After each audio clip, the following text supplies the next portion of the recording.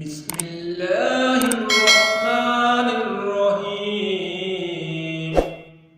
شروع کرتا ہوں اللہ تعالیٰ کے نام سے جو بڑا مہربان نہایت رحم والا ہے۔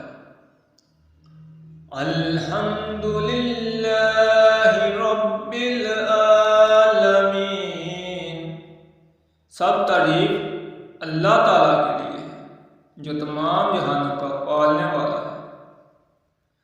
الرحمن الرحیم، بڑا مہربان نہایت رحم کرنے والا ہے۔ مالک یوم الدین، بدلے کے دن یعنی قیامت کا مالک ہے۔ ایاک نعبد و ایاک نستعین، ہم صرف تیری ہی عبادت کرتے ہیں اور صرف تجھ ہی سے مدد چاہتے ہیں۔ اہدنا الصراط المستقیم، ہمیں سیدھی اور سچی راہ دکھا۔